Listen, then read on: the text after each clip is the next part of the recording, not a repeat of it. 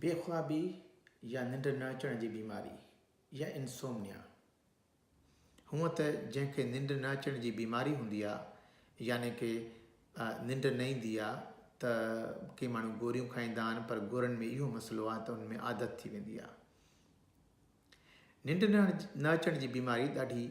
आम आहे। हिकु अंदाज़े मुताबिक़ 100 मां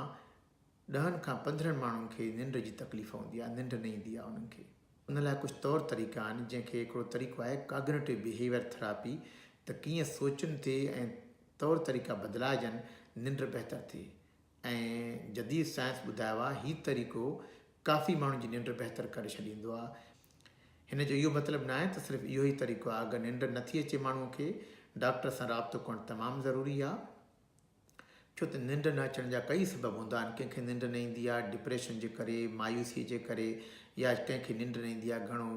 परेशान रहंदा आहिनि, घणी सोच ईंदी आहे उन्हनि खे, या चिंता रहंदी आहे, या कॾहिं जिस्मानी तकलीफ़ हूंदी आहे, गुर्दनि जी बीमारी, दिलि जी बीमारी, ॿियूं बीमारियूं, उन्हनि सां निंड फिटी वेंदी आहे, त डॉक्टर सां राब्तो करणु ज़रूरी आहे। पर अगरि ॿियो को मसइलो न आहे त निंड खे बहितर करण जा हेठियां तरीक़ा आहिनि जेके मां ॿुधायां थो पियो। नंबर पहिरियों त जेके मां पहिरीं वीडियो में ॿुधायो आहे, स्लीप हाइजीन, निंड जा सही उसूल जेके आहिनि उन्हनि ते अमल कजे।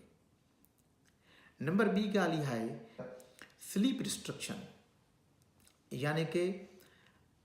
माण्हू अगरि राति जो निंड लाइ वञे थो पियो, निंड नथी अचे उनखे, 3 बजे निंड थी अचे, सुबुह जो 8 बजे उथे थो, 5 कलाक निंड आहे, पर उहो माण्हू अगरि 9 बजे वञे थो, पोइ फतके थो निंड में 3 बजे ताईं, पोइ निंड थी अचे, त अहिड़े माण्हू खे असां सलाह ॾींदा आहियूं त बाबा तूं वञ ई 3 बजे निंड करण लाइ, जो तोखे निंड जी बुख पैदा थी त तूं बिस्तरे ते पोइ वञ, उन खां अॻु में न वञ। पोइ अगरि वेंदो, अगरि 3 जे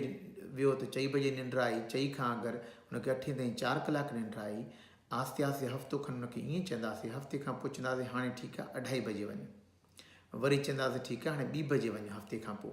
ईअं आस्ते आस्ते हुनजो निंड जो कलाक वापसि आणिबो आहे। इन तरीक़े सां असां चवंदा आहियूं हुनजी पहिरियों निंड रिस्ट्रिक्ट कंदा आहियूं, घटाइण लाइ चवंदा आहियूं, जीअं हुनखे पूरी सही निंड अचे।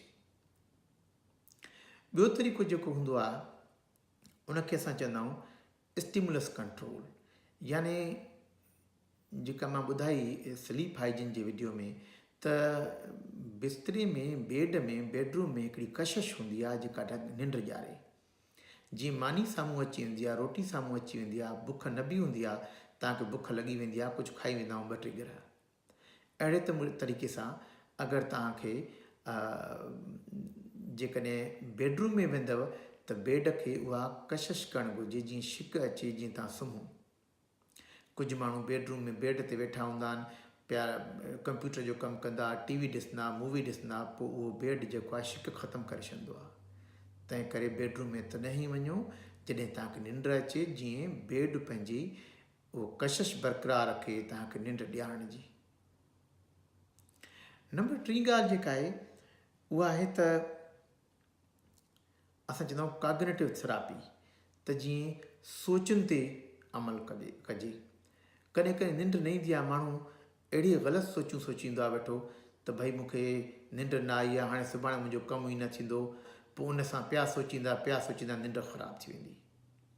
उन लाइ इहो पाण खे माण्हू इत्मिनान ॾियारे, ठीकु आहे अगरि मूंखे अॼु राति निंड न आई त को मसइलो न आहे, कॾहिं परेशानी जे करे घटि ईंदी आहे, ॿिए ॾींहुं निंड अची वेंदी, न आई त 3 ॾींहं अची वेंदी।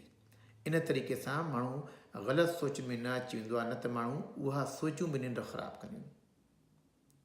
सोचनि जी ॿी ॻाल्हि आहे, कुझु माण्हू राति जो निंड खां अॻु में पिया हुनखे चिंताऊं वराए वेंदियूं आहिनि, अॼु मां ॾींहं में हे कम न कया, मुंहिंजे पुट जो हे मसइलो हुयो, उहो न कयो, सुभाणे मूंखे हे मसइला आहिनि, पोइ सोचींदा राति गुज़री वेंदी। जंहिंखे इहो मसइलो आहे त शाम जो निंड खां 2 कलाक में हिकिड़ो पेन खणी ऐं बुक खणी उन ते लिखिजे, अॼु कहिड़ा चिंताऊं हुयूं मूंखे उन ते लिखो, सुभाणे मूंखे छा करिणो आहे उहो उन ते लिखो, जीअं तव्हांखे राति जो निंड अचण वक़्तु उहे तकलीफ़ ॾियनि त पाण खे चवंदो भई मां लिखियूं, सुभाणे निंड मूं उथियां त उन ते अमल कंदुसि, पर्चो पियो आहे मां खणी वेंदुसि पाण सां गॾु। या अगरि राति जो का हिकिड़ी चिंता ईअं ई तव्हांखे परेशान थी करे त उथी करे पर्चे ते लिखी छॾियो उन ते, उन खां पोइ जीअं भई मूंखे हाणे न आहे सोचणो हिन ॻाल्हि जो, सुभाणे सोचींदुसि, मां लिखियो आहे सुभाणे सोचींदुसि पक हिन ॻाल्हि। कुझु माण्हू वरी अहिड़ी सोचनि में मुतासिर अची वेंदा आहिनि त हुनखे हूंदो आहे त फिक्स निंड करणु घुरिजे 8 कलाक ज़रूरी आहे अगरि न आया त मुंहिंजो सुभाणे जेको आहे घोड़ा मरी वेंदा ईअं न थींदो आहे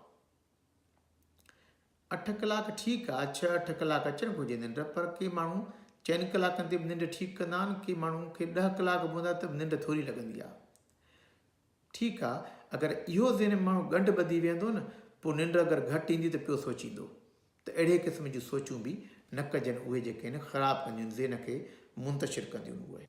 ऐं उन खां अलावा ॾींहं जा जेके रूटीन आहिनि पंहिंजा उहे साॻा बरक़रार रखणु घुरिजनि सुबुह जो उथिणो आहे साॻे टाइम सां उथे माण्हू जीअं उथंदो आहे देरि करे न त राति देरि थी वई आहे त हाणे सुबुह जो 11 बजे उथां इहो नाहे करिणो अहिड़े तरीक़े सां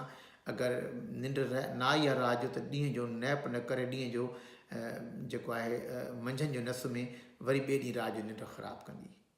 हिकु ॿ ॾींहं निंड ख़राबु थींदी आहे त उनखे निंड न अचण जी बीमारी न चइबो आहे अगरि निंड मुसलसिल न अचे महीने ताईं न अचे पोइ चइजे त भई हाणे निंड न अचण जी बीमारी आहे मां हाणे हिन लाइ छा कयां पोइ इहे तौर तरीक़ा करे सघनि था पिया हीअ वीडियो तव्हांखे अगरि पसंदि अचे त तव्हां शेयर कयो लाइक कयो सब्सक्राइब कयो ऐं कुझु कमेंट्स जिन ते हेठि लिखी सघो था ऐं ॿियूं सजेशन बि ॾेई सघो था महिरबानी तव्हांजी